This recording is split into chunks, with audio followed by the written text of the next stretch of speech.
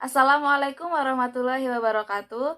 Selamat pagi anak-anakku. Apa kabar kalian hari ini? Semoga kita semua selalu ada dalam perlindungan Allah Subhanahu wa taala. Amin. Sebelum Ibu memulai pembelajaran pada pertemuan kali ini, alangkah baiknya kita berdoa menurut agama dan keyakinan kita masing-masing. Berdoa dimulai. Amin. Cukup. Sebelumnya Ibu akan mengabsen terlebih dahulu ya. Apakah ada yang tidak hadir? Semua hadir ya, alhamdulillah. Pada pertemuan kali ini, Ibu akan menjelaskan materi tentang proses masuk dan perkembangannya agama Islam di Nusantara. Nah, sebelumnya melanjutkan materi kita minggu lalu, Ibu akan menyampaikan sebuah kompetensi dasar dan indikator yang akan kita capai. Untuk kompetensi dasar 4.6, ini adalah mengolah informasi mengenai proses masuk dan perkembangan kerajaan Islam dengan menerapkan cara berpikir kronologis dan pengaruhnya pada kehidupan masyarakat Indonesia. Kini, serta mengemukakannya dalam bentuk tulisan.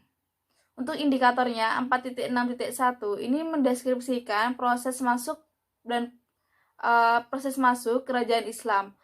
Untuk indikator selanjutnya 4.6.2 ini mendeskripsikan tentang perkembangan kerajaan Islam di Indonesia. Sebelumnya ini adalah sebuah peta konsep. Yang pertama tentang Islamisasi dan silang budaya di Nusantara. Proses ini tuh dimulai dari kedatangannya Islam di Nusantara yang kemudian membentuk sebuah Islam dan jaringan perdagangan antar pulau dan Islam masuknya di kerajaan. Kemudian di peta konsep yang Islam dan jaringan perdagangan antar pulau ini tuh melalui sebuah proses yaitu jaringan keilmuan di Nusantara dan berproses melalui akulturasi dan perkembangan budaya Islam. Kemudian membentuk sebuah seni bangunan, seni rupa dan ukir, seni sastra dan aksara, sistem kesenian, dan kalender, sehingga menyebabkan sebuah proses integrasi Nusantara. Dari kedatangan Islam di Nusantara yang membentuk Islam masuk ke kerajaan itu atau di Istana Raja, ini tuh membentuk beberapa kerajaan yang ada di Nusantara, yang ada di Pulau Jawa, di Pulau Sumatera, di Pulau Kalimantan, dan lain sebagainya. Ini kemudian menyebabkan sebuah proses integrasi Nusantara. Kita langsung saja masuk ke materi kita. Jadi kedatangan Islam ke Nusantara ini ternyata mempunyai sumber sejarah yang sangat panjang. Satu di antaranya adalah tentang interaksi ajaran Islam dengan masyarakat di Nusantara yang kemudian memeluk Islam. Islam sendiri ini tuh masuk melalui jaringan perdagangan dan Islam dibawa masuk sampai ke lingkungan istana. Interaksi budaya Islam ini dengan budaya yang ada ini tuh ternyata sebelumnya telah memunculkan sebuah jaringan keilmuan, akulturasi budaya, dan perkembangan kebudayaan Islam. Yang pertama, Ibu akan menjelaskan tentang kedatangan Islam sendiri di Nusantara. Ternyata wujud dari keberlangsungan interaksi ini sampai saat ini tuh masih terlihat dengan adanya banyak umat muslim di Indonesia yang menjalankan ibadah haji dan umroh. Di samping itu, ternyata tidak sedikit pula para ulama dari Timur Tengah yang berkunjung ke Indonesia dalam rangka untuk berdakwah. Bagi umat Islam di Indonesia sendiri, ini tuh sangat ada berbagai bentuk, banyak bentuk interaksi yang semakin memantapkan keilmuan, keimanan, dan ketakwaan terhadap ajaran agamanya, yang kemudian ini setelah menjadi pertanyaan kapan dan dari mana kira-kira pertama kali Islam masuk ke kepulauan Indonesia, serta bagaimana prosesnya. Apakah anak-anak sudah ada yang tahu? Baik, Ibu akan menjelaskannya. Jadi ini tuh terdapat beberapa pendapat tentang masuknya Islam ke kepulauan Indonesia. Ini tuh terutama perihal waktu dan tempat asalnya. Yang pertama, sarjana-sarjana barat ini kebanyakan dari negeri Belanda, mengatakan bahwa Islam yang masuk ke Kepulauan Indonesia ini tuh berasal dari Gujarat atau India, sekitar abad ke-13 Masehi atau abad ke-7 Hijriah. Nah, orang-orang yang menyebarkan Islam ke Indonesia ini, menurut Pitznapel, ini bukanlah dari orang Arab langsung, melainkan para pedagang Gujarat yang telah memeluk Islam dan berdagang ke dunia timur. Dan ternyata argumentasinya ini didasarkan pada batu nisan milik Sultan Malik Al-Saleh yang wafat pada 17 Zulhijjah tahun 831 Hijriah atau 1297 Masehi di Pasai, Aceh. Nah, menurutnya batu nisan di Pasai ini di milik makam Maulana Malik Ibrahim yang wafat pada tahun 1419 di Gresik, Jawa Timur, ini memiliki bentuk yang sama dengan batu nisan yang terdapat di Kambai, Gujarat atau di India. Yang kedua, ini menurut Husein Jajadiningrat, ini tuh beliau mengatakan bahwa Islam yang masuk ke Indonesia ini berasal dari Persia atau yang sekarang kita kenal sebagai Iran. Nah, pendapat didasarkan pada keamanan budaya, kesamaan budaya, dan tradisi yang berkembang antara masyarakat Pasai, Parsi, dan Indonesia. Nah, tradisi tersebut antara lain seperti tradisi merayakan 10 Muharram atau Asyura sebagai hari suci kaum Syiah atau kematian Husain bin Ali, seperti yang berkembang dalam tradisi Tabot di Pariaman yang ada di Sumatera Barat dan Bengkulu. Yang ketiga, ini menurut Buya Hamka atau yang lebih kita tahu yaitu Haji Abdul Malik Karim Amrullah. Ini beliau mengatakan bahwa Islam ini tuh berasal dari tanah kelahirannya, yaitu berasal dari Arab atau Mesir. Nah, proses ini berlangsung pada abad pertama Hijriah atau abad ke-7 Masehi. Senada dengan pendapat Hamka, teori yang mengatakan bahwa Islam berasal dari Mekah ini dikemukakan oleh Anthony H. James Jones, dan menurutnya ini proses Islamisasi dilakukan oleh para musafir. Jadi musafir itu adalah kaum pengembara yang datang ke Kepulauan Indonesia. Nah, kaum ini biasanya mengembara dari satu tempat ke tempat lainnya dengan motivasi hanya mengembangkan agama Islam. Semua teori di atas ini tuh tidak hanya mengada-ada aja ya, tetapi teori-teori tersebut ini tuh mengemukakannya berdasarkan adanya bukti-bukti yang ada. Dan bisa juga ini tuh ketiga teori tersebut ini tuh saling melengkapi. Dari sini ada yang ingin ditanyakan? Tidak ya, baiklah, kalau tidak, Ibu akan menjelaskan materi kita selanjutnya tentang jaringan perdagangan antar pulau. Ternyata jaringan perdagangan antar pulau ini tuh sudah ada dari zaman nenek moyang kita dulu. Bahkan pelaut-pelaut tradisional di Indonesia ini sudah memiliki keterampilan berlayar yang dipelajarinya dari nenek moyang secara turun-temurun. Bisa kita bayangkan kan, ternyata pada zaman dahulu itu tuh perkembangan sudah sangat maju. Teknologi sudah berkembang seperti sistem perlayanan, dan ternyata faktanya mereka sudah mengenal ilmu tentang angin yang bisa membawa mereka berlayar kemana-mana. Ternyata orang zaman dulu kita bisa tahu sudah begitu pintarnya sehingga bisa menemukan hal seperti itu. Nah, berdasarkan data arkeologi seperti prasasti ataupun data historis berupa berita-berita asing, ternyata kegiatan perdagangan di Kepulauan Indonesia ini sudah dimulai sejak abad pertama Masehi. Nah, jalurnya pelayaran dan jaringan perdagangan ini dari Kerajaan Sriwijaya dengan negeri-negeri di Asia Tenggara, India, dan Cina. Dari sumber literatur Cina, Cheng Ho, Laksamana Cheng Ho, beliau mencatat terdapat kerajaan yang bercorak Islam atau kesultanan antara lain seperti Samudra Pasai dan Malaka yang tumbuh dan berkembang sejak abad ke-13 sampai abad ke-15. Sedangkan Mahuan yang memberitakan adanya komunitas-komunitas muslim di pesisir utara Jawa bagian timur.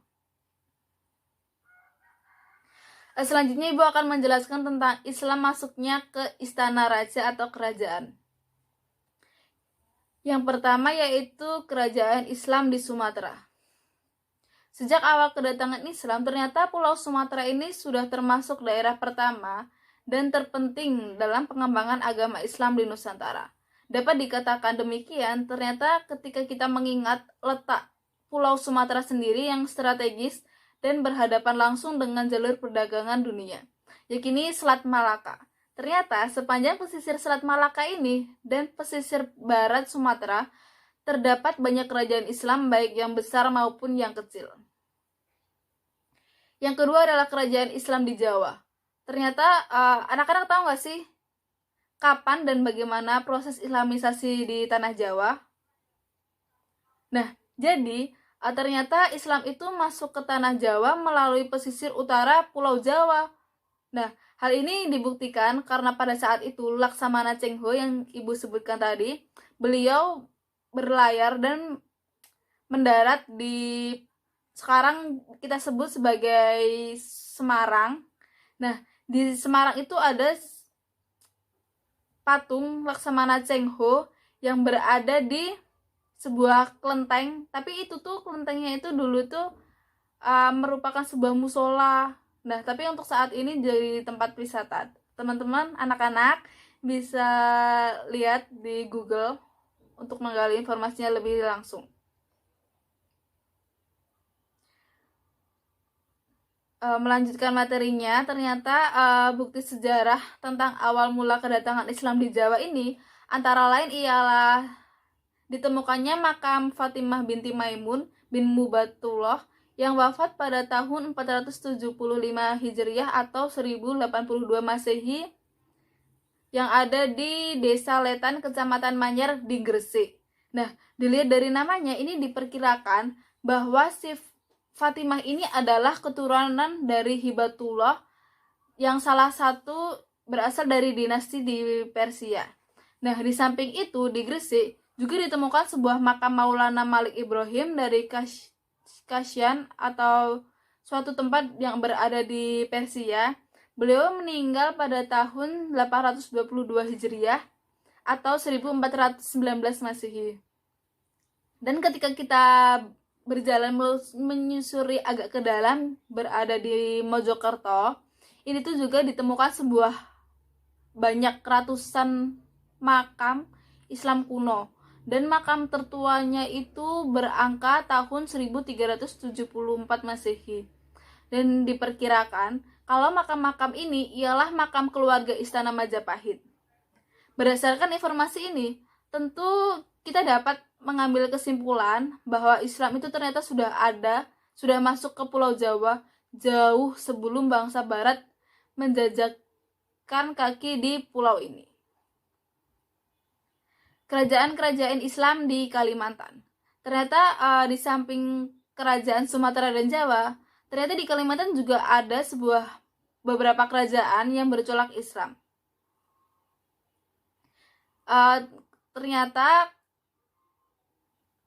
kerajaan-kerajaan yang berada di Kalimantan ini mempunyai kegiatan dalam perdagangan baik dengan Malang, Malaka, dan Jawa. Jadi mereka ini memiliki hubungan yang saling berkaitan. Selanjutnya adalah kerajaan-kerajaan Islam di Sulawesi. Nah, ternyata di daerah Sulawesi ini juga tumbuh sebuah kerajaan-kerajaan bercorak Islam yang muncul yang tidak terlepas karena adanya perdagangan yang berlangsung ketika itu. Selanjutnya adalah kerajaan-kerajaan Islam di Maluku Utara. Nah, ternyata Kepulauan Maluku ini menduduki posisi terpenting dalam perdagangan dunia di kawasan timur Nusantara. Karena ketika kita mengingat keberadaannya daerah Maluku ini, maka kita tidak mengherankan jika abad ke-15 hingga abad ke-19 kawasan ini menjadi wilayah perebutan antara bangsa Spanyol, Portugis, dan Belanda. Tanda-tanda awal kehadiran Islam ke daerah Maluku ini dapat diketahui dari sumber-sumber berupa naskah-naskah kuno dalam bentuk hikayat, seperti hikayat Hitu, hikayat Bacan, dan hikayat-hikayat setempat lainnya. Sudah tentu sumber berita asing seperti Cina, Portugis, dan lainnya amat menunjang cerita sejarah daerah Maluku. Selanjutnya kerajaan-kerajaan Islam di Papua. Nah, ternyata di Papua ini juga ada kerajaan-kerajaan Islam dan sumber-sumber lisan dari keturunan raja-raja di Raja Ampat Sorong, Fak-Fak, Kaimanan, dan Teluk Bintuni Manokwari. Ternyata Islam sudah lebih awal datang ke daerah ini. Selanjutnya adalah Islam di Nusa Tenggara. Kehadiran Islam ke daerah Nusa Tenggara antara lain ke Lombok diperkirakan telah terjadi sejak abad ke-16 yang diperkenalkan oleh Sunan Perapen yang beliau adalah putra dari Sunan Giri. Islam masuk ke Sumbawa ini kemungkinan datang melalui Sulawesi, melalui dakwah para mubalik dari Makassar antara tahun 1540 sampai 1550, yang kemudian berkembang pula sebuah kerajaan Islam, salah satunya adalah kerajaan Selaparang di Lombok. Baik, itu adalah pembahasan materi yang dapat Ibu sampaikan. Sebelum Ibu tutup, apakah ada yang ingin ditanyakan? Kalau nggak ada, Ibu kasih tugas aja ya. Nah, untuk tugasnya dimohon anak-anak membentuk sebuah kelompok yang terdiri dari 3 kelompok, kemudian mendiskusikan tentang apakah di lingkungan kalian masih ada sebuah kegiatan kenduri atau selamatan untuk suatu kegiatan, peristiwa atau peringatan kejadian tertentu yang disertai dengan doa-doa secara Islam. Nah, sementara itu, kalau dilihat asal-usulnya, ternyata di ajaran Islam itu nggak ada. Nah, mengapa dan bagaimana pendapat kalian? Nah, ini tugas kelompok, jadi nanti untuk pengumpulannya minggu depan melalui grup WhatsApp. Baik, itu saja penjelasan materi pembelajaran pada pertemuan kali ini. Bila ada salah kata dan perbuatan yang kurang menyenangkan, kurang berkenan di hati anak-anak, Ibu mohon maaf. Sebelum Ibu tutup, ada yang ingin ditanyakan tentang tugasnya? Sekali lagi Ibu tanya nggak ada ya, jadi Ibu rasa sudah jelas. Baik, wassalamualaikum warahmatullahi wabarakatuh.